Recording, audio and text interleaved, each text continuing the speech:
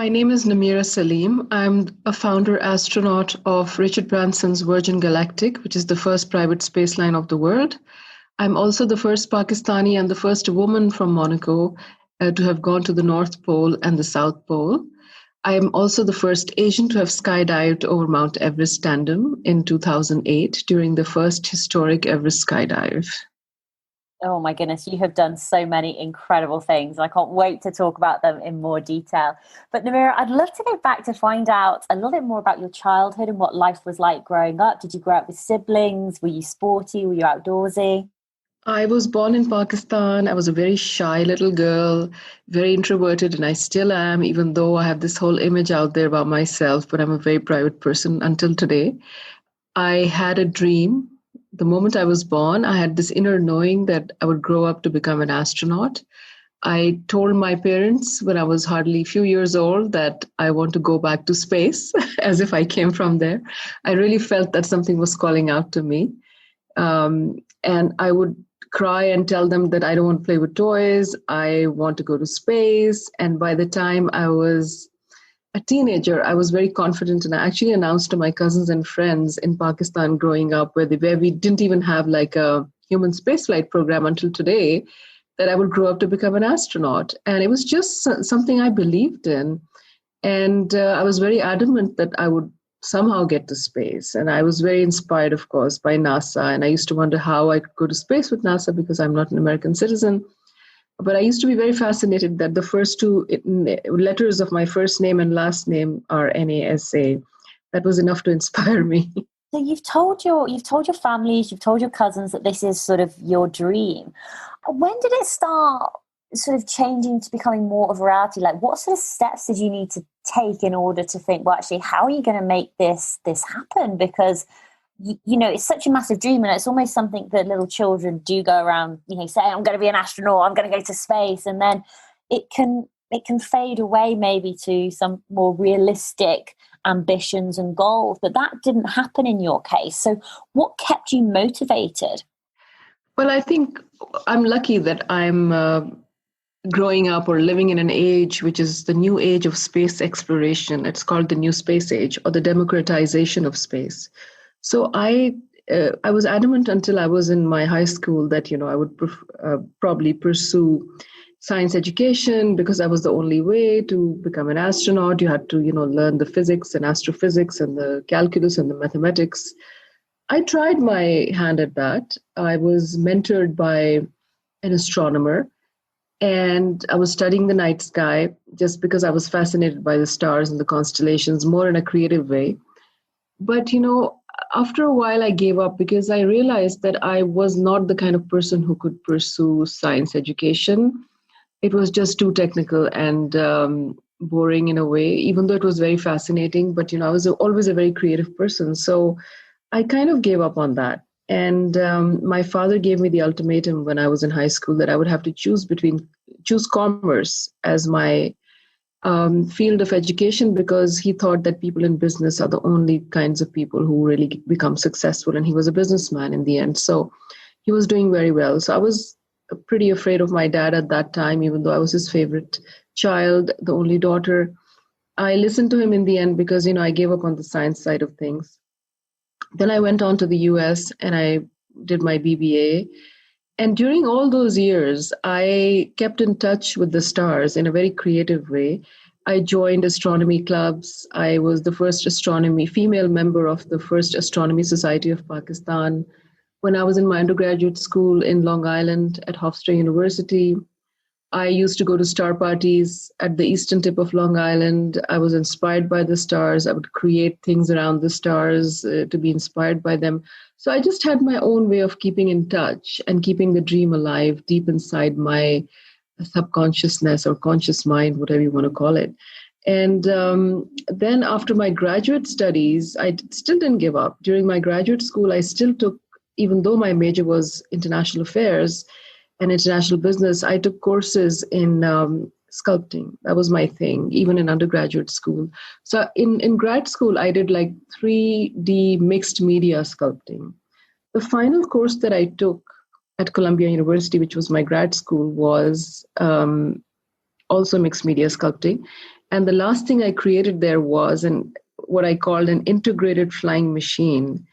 And during my graduation party, I told all my friends that this is the rocket that's going to take me to space. And next I'm going to space. And that was in 1996. And then I moved back to Dubai for 6 months after that, where my parents were based. And I realized that I didn't want to live here anymore. And I moved to the south of France, where I decided to live in solitude. And I told my friends at my graduation party that I would actually live in solitude from now on. And next I'm going to space.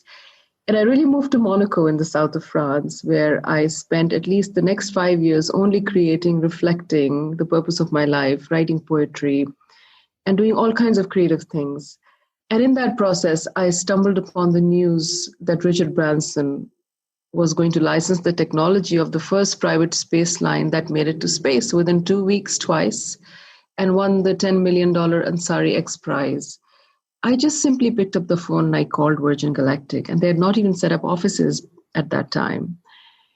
And because I represented so many different countries, like my parents were in Dubai, I was from Pakistan, I was living in Monaco, I was a woman from a certain part of the world which was not represented in the Astronaut Club. We call it the Founder Astronaut Club. I joined that, which means that I paid up front for the flight. At that time, it was $200,000. That was exactly a decade after I announced at Columbia that I would go to space in my rocket.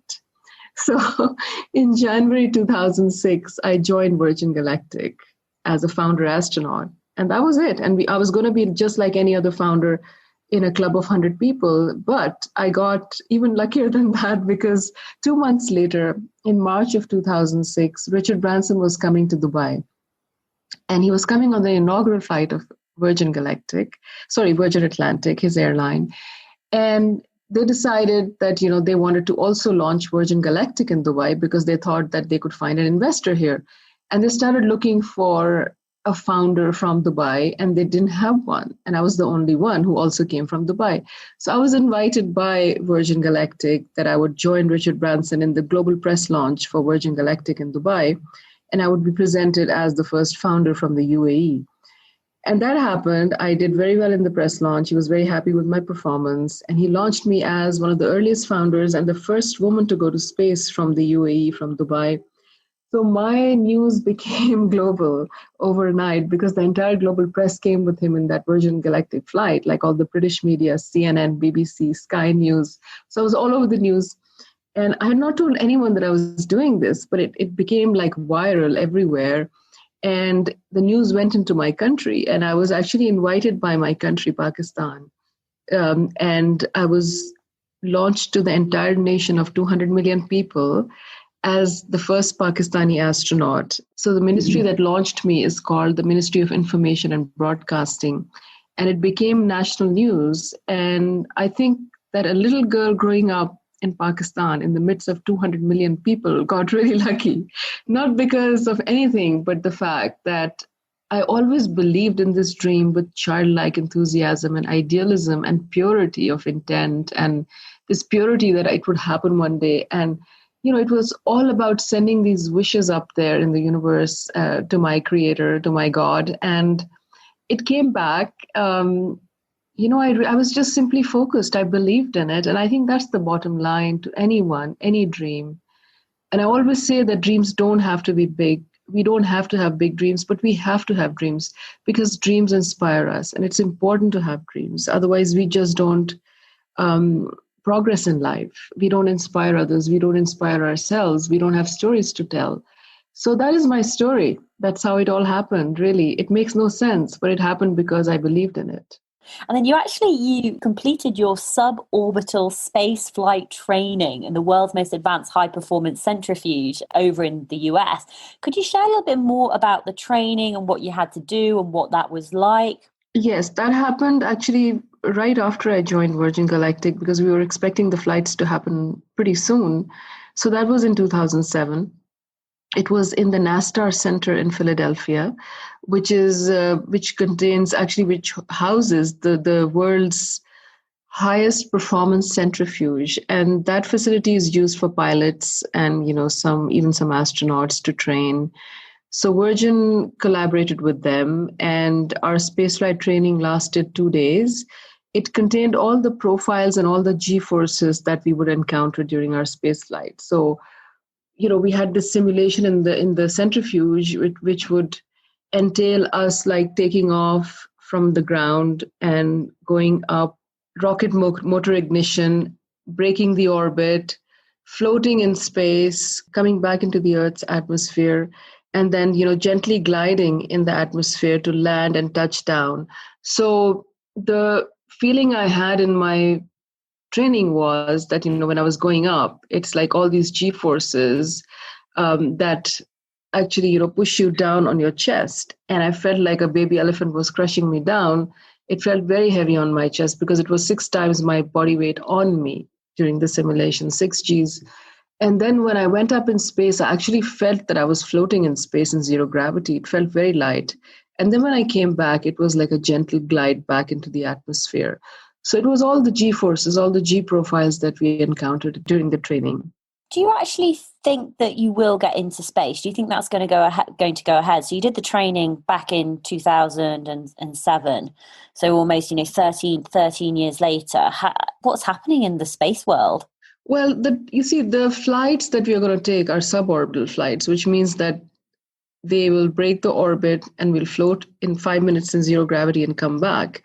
Moreover, Virgin Galactic is not a ground-up launch. It's not a vertical launch. Our spaceship will be carried by a mothership to 50,000 feet. And from there, it will break away from the mothership and go into orbit. And the rocket motor ignition takes place at about 50,000 feet. So it's much easier on the body. The training is rigorous. And you can be just like 90 years old, 100 years old, but as long as you can take a few flights of stairs without losing your, breath or your stamina, you can take these flights. So the training that we will have before the space flight will also be like spanning over, be like a recap. And we've been having our medical tests during this time to keep up with our health, and we have guidelines to maintain ourselves for the space flight. So it's not that difficult on the body, and much has not changed because we knew what the spaceship would be like. We've designed it after one that's already gone up, and ours is just bigger, more comfortable, and much more improved version of the actual spaceship that went up, the first one. And we've also tried our seats, our space suits. We've recently seen the interior of the spaceship. Virgin has actually moved operations to Spaceport America in New Mexico, which is where it's going to be based out of. And they're now in the process of, getting ready for test flights from there, from Spaceport America, which means that they're going to get ready for the first flight, the inaugural flight of Richard Branson. And then followed by that will be the commercial operations. Now, Virgin is the only company that's already launched people into space, the latest of which is our chief astronaut instructor. She went up, Beth Moses, she went up in space, and she actually is the first woman in the world to fly on a commercial space flight. So we've already tested a passenger up there. So we are pretty much, ahead of the others in the game. But like I always say, it's not a competition. There's no race here. But Virgin has, even though it's taken that long, they're still ahead of the game. And now they're even training. They have a contract with NASA to actually even train for orbital flights, which means that they'll be managing the orbital flight training for NASA, for people going on orbital space tourism. So they have a very, very amazing system, and which contains like all kinds of customer experiences, training services, training facilities, the training experience, the whole flight, how it's going to be like few days or a week before we go up, what's going to be the experience like in Spaceport America. It's like a full service company. It's not just about the space flight itself. So we've been living through these various steps and milestones throughout this journey. There's been a lot that we've done. We've seen the mothership being rebuilt from scratch. We've seen the spaceship being rebuilt from scratch. We've been part of all these events with Richard Branson to see them unveil, to see them test. We've had our calamity too in 2014, but then everything is okay and we are moving ahead.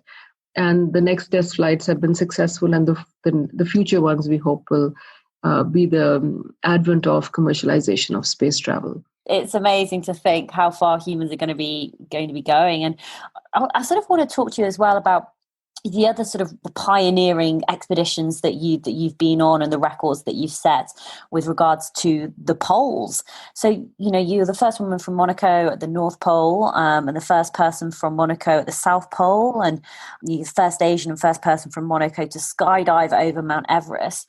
I'd love to hear more about these challenges and these dreams about heading to the poles. When did you start thinking about taking on these challenges?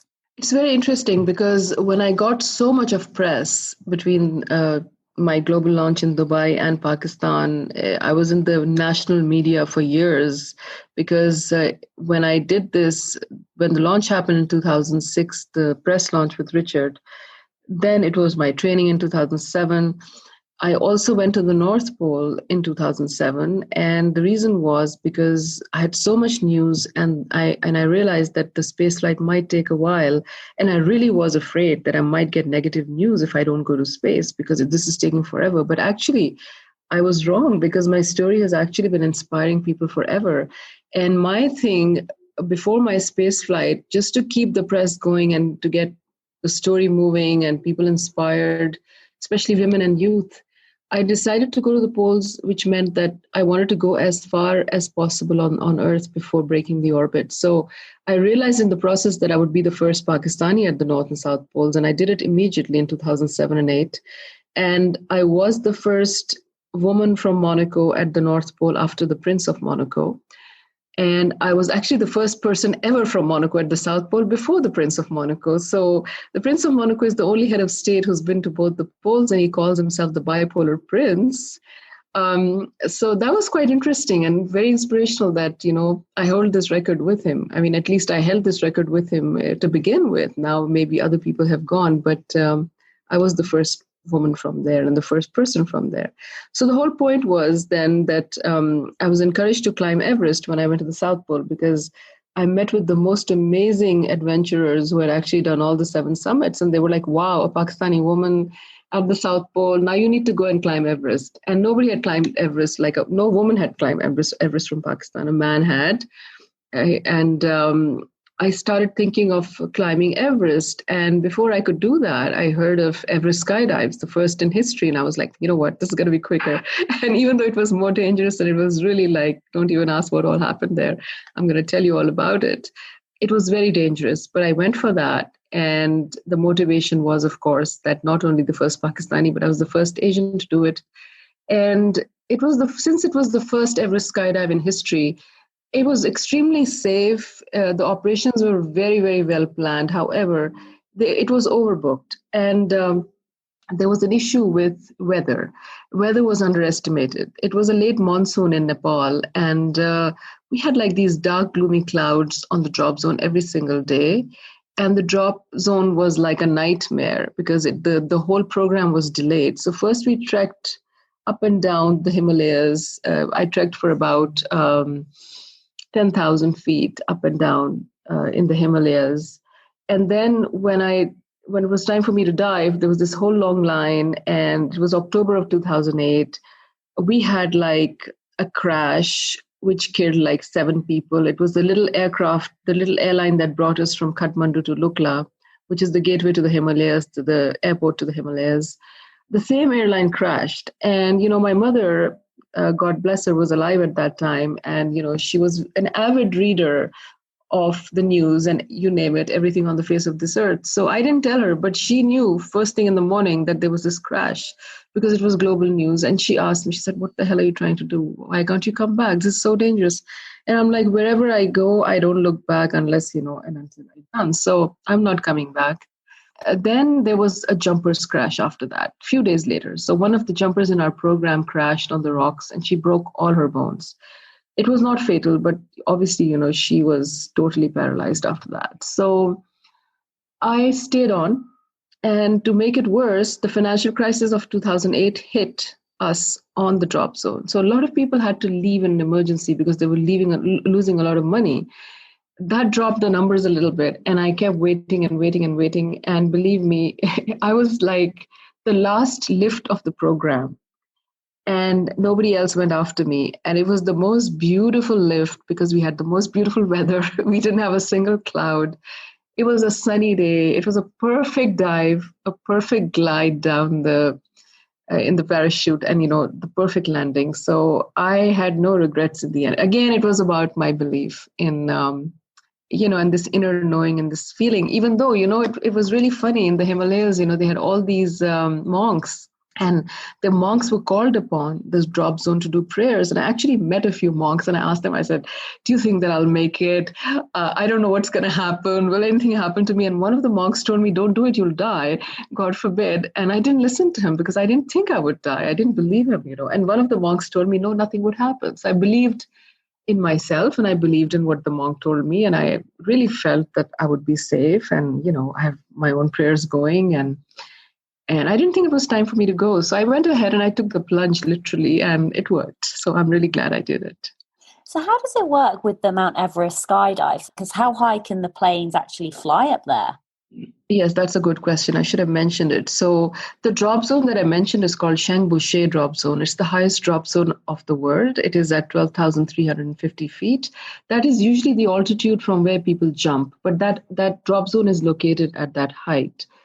And we take off from there. We had these Swiss boogie aircrafts. And due to airspace restrictions, we couldn't fly right on top of Everest because it's not safe for the mountaineers.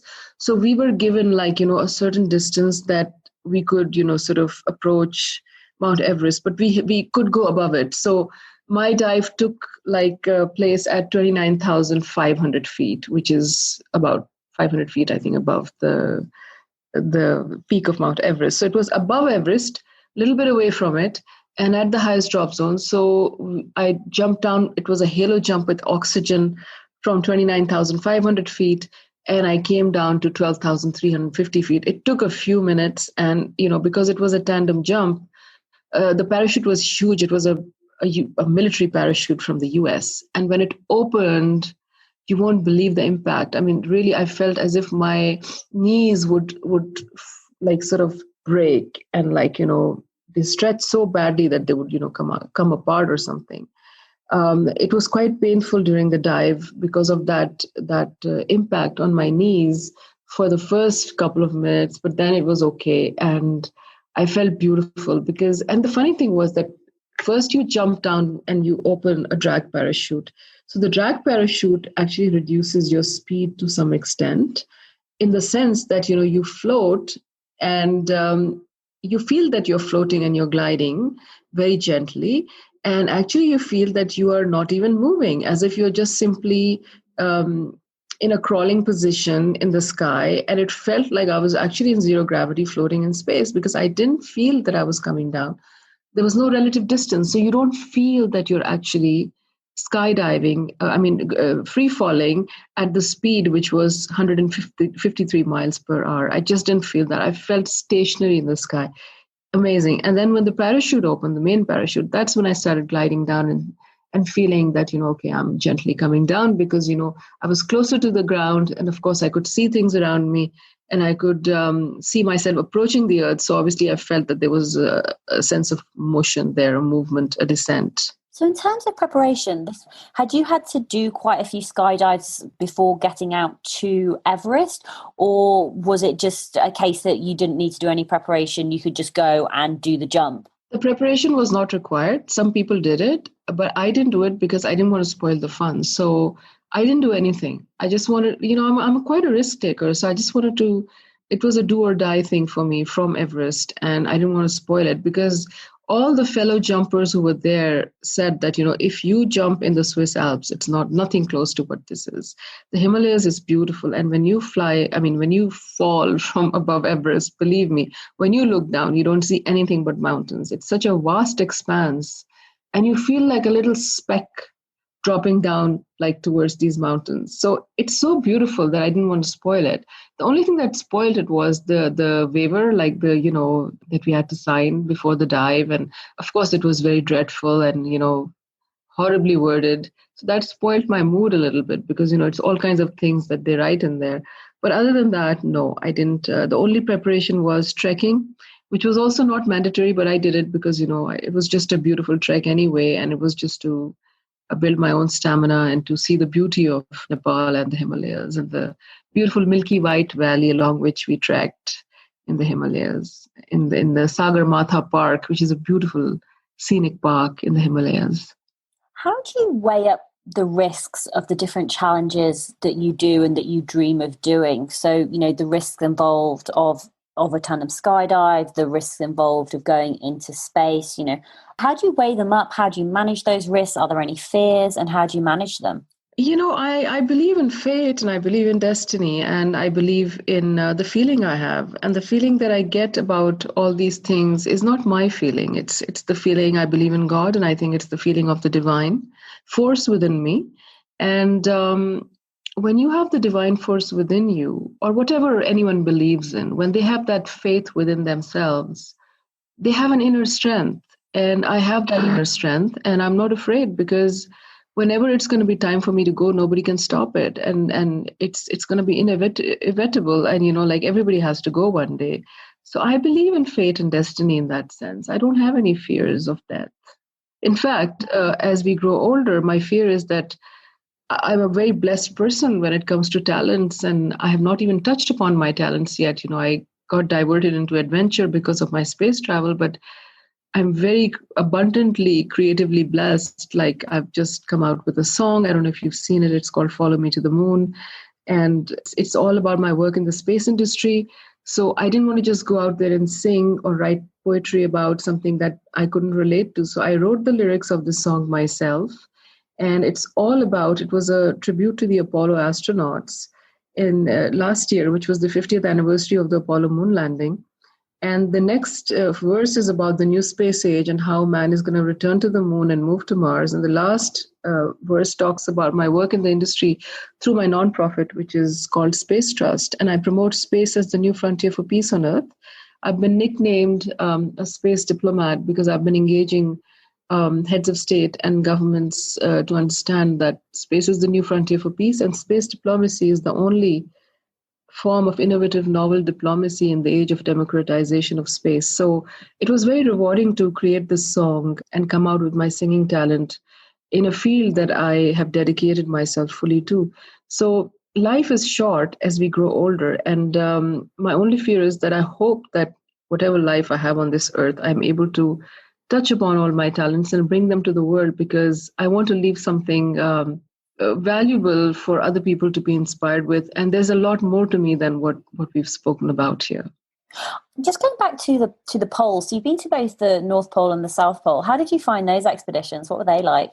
Well, the North Pole was my first one, so I was pretty, afraid of course, the weather, because I've not lived on ice before. I belong to very warm climates, and I didn't want to stay very long. So, it was a quick one. And the North Pole you can do quickly. It could be a day expedition because of the distance from the base camp, which is from the ice camp, which is not that much. It's just 1 degree.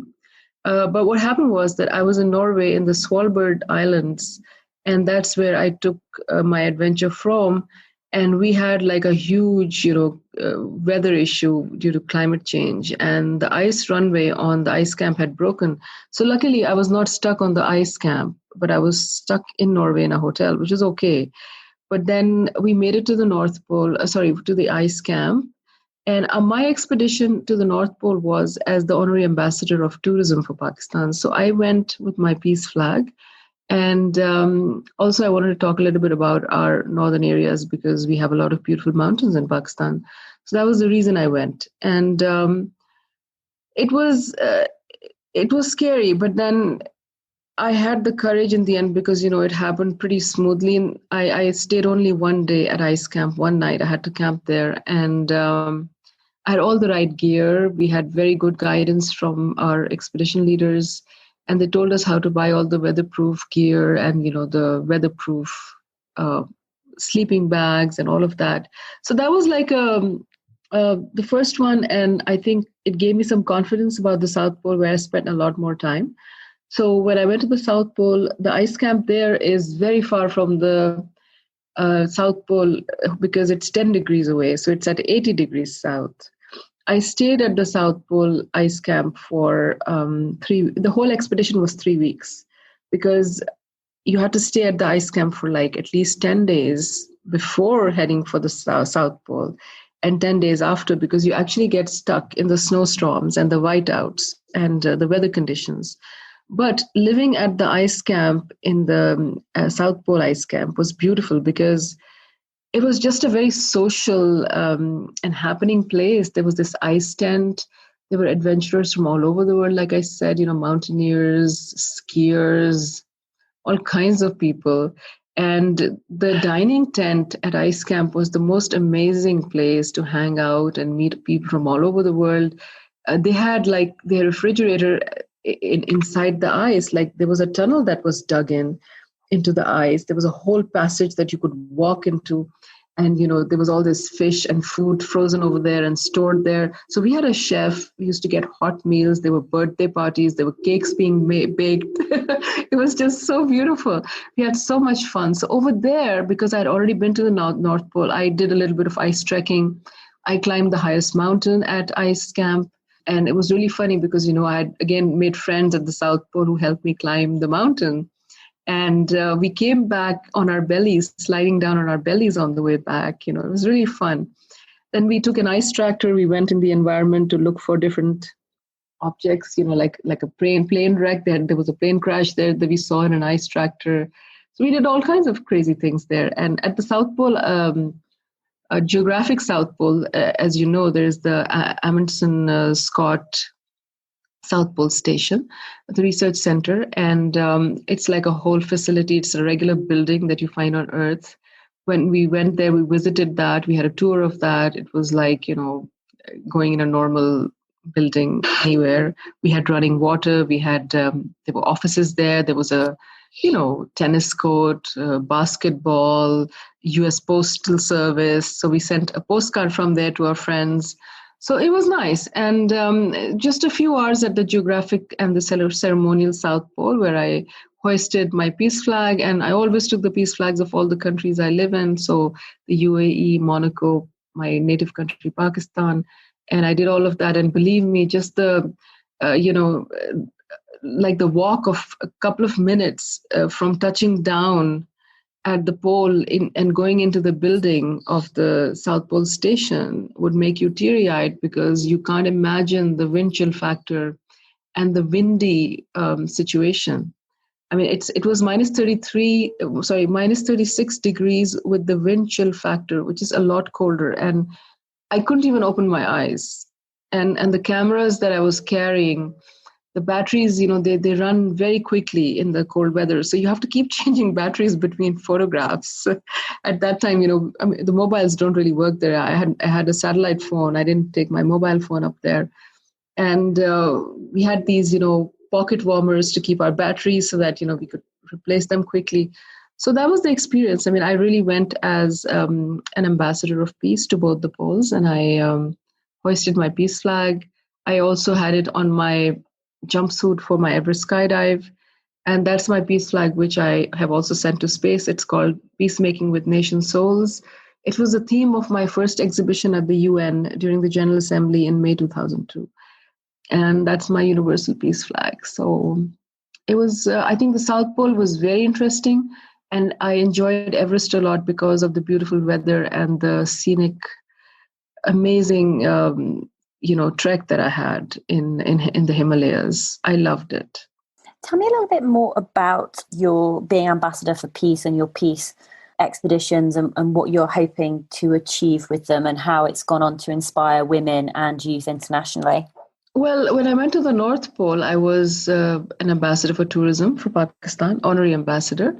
But that lasted about a year, that appointment. But I've always wanted to, as a major in international affairs from Columbia University, promote peace through my art, through my music, and through my expeditions. So it was something I wanted to do in a personal capacity, and I did it.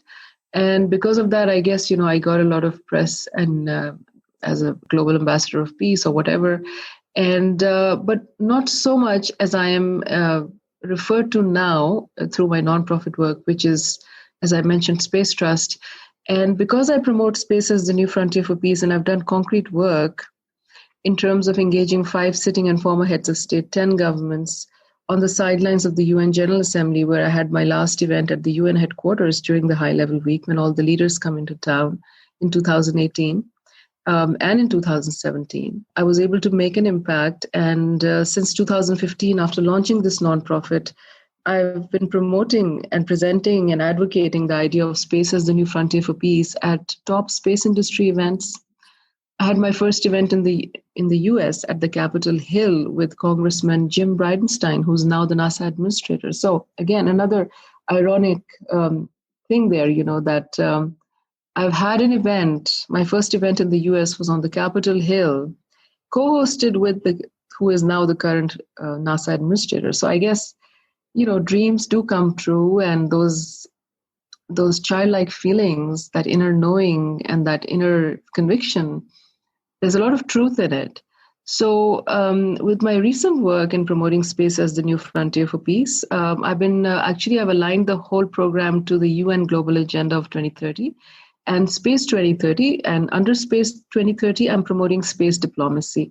So I work a lot on space diplomacy in a very different way, because I'm promoting space diplomacy in a literal sense, that world leaders should go up in space and they should actually look at Earth from space, where all the borders and boundaries dissolve, and they should sit one day in space and have the first peace summit in space. So I call it the ZeroG Summit, the Zero Gravity Summit. All my events on Earth are called ZeroG Summit, and the one in space will be ZeroG Summit 2030. And that, because I'm hoping that in the next 10 years, actually, we can have the first summit up there in space with leaders. And that's possible because the International Space Station will already become a private space station by then, and we will have an independent commercial space station by then, which can be rented out by anyone. In continuation with my thought leadership towards ZeroG Summit 2030 in space, the current project that I'm working on is that it's actually the maiden mission of space for Space Trust, my nonprofit. I've partnered with an American university, and we're going to involve a university in a developing country to build a CUBE satellite. And the CUBE satellite will actually be called ZeroG Peace Mission 2030. And it'll play messages of peace in orbit in the voices of world leaders, civil society, youth, eminent personalities, peacemakers, even religious figures. And these messages will be not only broadcast in space, they will actually be transmitted back to Earth, and we will engage the youth, and we'll create a global campaign around it. Now, I'm happy to say that an American university actually came forward, and they were so inspired by all my work that they have actually been very kind in offering to build this for us and partner with us. And we are at the moment looking for funding for this mission and aligning international partners. And with all the work that I've done on the sidelines of the UN in partnership with the UN in 2018, up until 2018, I'm glad that, we do have multilateral backing for this project. We will get a very, very important partner in the process. So it'll be very easy to engage nations and sitting heads of state to give messages for this mission. So that is the latest, and I'm very excited about that. I mean, talking of funding, I'd love if you could share a little bit more about how you fund, the space flight and your expeditions. Are you self-funding? Are you getting sponsorship? Are you earning an income through your poetry and through your music in order to pay for this? Or is your income coming through the Space Trust? Well, no, Space Trust is using my funds. No, nobody's funded me so far. We have a family business in Dubai, and my parents, my father set up that business. He passed away last year. So all the funding that I got was from the family business because I had shares in it. So I've been putting in my own money and everything. But at this point, I feel that, it's time that I become more realistic and I start fundraising for my nonprofit and for, of course, the CUBE satellite. I shouldn't be the one funding that. It's a global project. So I will be looking for sponsorships, and I'm looking for sponsorships, and we are looking for funding for this project. And together with the university, we are actually going to start some efforts to raise money.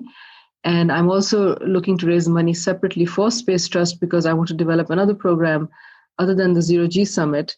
It's called the Space Generation Women Leaders Program. So there is a whole program under the UN called planet 50-50 by 2030. So it's about gender equality and also about empowering women in political roles and in leadership roles. So we need to have women as heads of state and leaders in this new generation, which I call the space generation leaders who would understand the importance of space and understand how space can actually galvanize our common humanity and bring peace on Earth. And I think it's only the space generation that can have that mindset and make the world a better place, because the current political scenario is very different. And everything is based on self-interest and national policies. But that has to evolve, that has to change, because we are one world in a million when seen from space. And our physical realities should not deny that fact, because our physical realities are not eternal. But our existence in the universe as one world in a million is eternal. And I think we need to come to that awakening. I mean, with the physical realities, with what's going on at the moment in terms of climate change, I remember back to January, I was over in Australia and, Australia was burning. Now over in America, the west coast of America, their fires are getting more intense. You've got the hurricanes, you've got the droughts, global warming, climate change, the impact it is, it's having on the poles. People are struggling to unite around even figuring out what to do about climate change. What makes you think that people will come together around space? Space is very important. Space can actually help with the climate change, because there are so many technologies from space that you can actually apply to monitor the weather, to actually manage disasters on Earth. And we are going to be full of disasters because of climate change. So space technologies and peaceful applications of space technologies, which I didn't mention previously, is the inspiration behind the idea of making space the new frontier for peace, because space is already the new frontier for peace. If you see at the International Space Station, we have like hundreds of experiments in zero gravity, in microgravity, medical experiments. We have satellites going up there and bringing all kinds of data and feedback from space into our devices that we carry every day, our mobile phones, our GPS system, our weather monitoring systems. We can actually predict these disasters. And there's a thing called disaster risk management and disaster risk reduction. This is all possible through satellite technology. So space technologies are very important for our survival in future. And they can actually help us in many peaceful ways. There are many, many technologies that were used, that were created for space, for astronauts in space. And they were used like particularly in space for astronauts. And then accidentally, there were other uses made of that, found accidentally, and they became spin-off technologies, and they became technologies that actually help people on Earth, to do so many other things through those technologies, and they've become robust businesses. So space is not something that is just far-fetched and for the privileged few. In today's day and age, space is for everyone. Space has become accessible for everyone, everywhere, and it's applicable to everyone, everywhere. And we need to utilize it for the benefit of mankind, which includes climate change. Namira, where can people find out more information out about Space Trust, follow you on your journeys? Where's the best place to find you online? Well, I have a website, of course. It's spacetrust.com, and my personal website is namirasalim.com. So that's N like Nancy, A, M like Mary, I, R, A like Alpha, Salim, S, Sam, A, Alpha, L, Lima, I, India, M, Mike.com, one word. And my Instagram is at Namira Salim Official. Twitter is at Namira Salim. My song is Follow Me to the Moon. Please watch it on YouTube, SoundCloud, Spotify. It's everywhere. And Namira, I'd love to leave you with the final words of wisdom, final words of advice for other women out there who have these big, audacious, incredible goals like you do about going into space. What advice would you have for them? Well, I think the only advice I can give is that we have to follow our dreams. We have to believe in our convictions. We have to believe in our inner voice, because that is the voice of the divine, the universe, the God, whatever you believe in. And that is our guiding light. So there is no such thing as impossible in this world. Never give up. And to get there, there's only one way. Even if it's the longer route, I prefer to take that route, and I did over the years. There are times in life when you have these big ambitions. You can take a shortcut by compromising on your values or doing something that would bring you short-term gains. I don't believe in that. I've lost out quite a lot in life.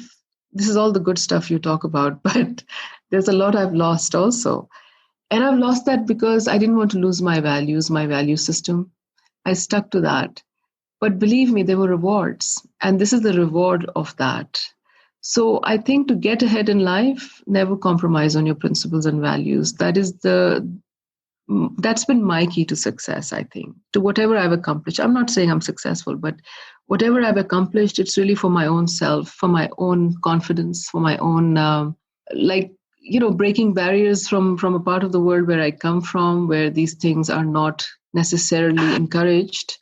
But it was just, I never set out to do all this to make world records or to become famous. It's actually it just so happened, honestly. And I did it because I was a shy little girl growing up in Pakistan. I was not very confident. And I was also very, very much suppressed in many ways as an Eastern woman. And I think I rebelled against that suppression a little bit. And I just wanted to prove myself to me and no one else. And it just became a big story in the process. That's all that happened. Namira, keep doing what you're doing. Keep inspiring women and youth around the world. Absolutely incredible. Thank you very much for inviting me. I appreciate it.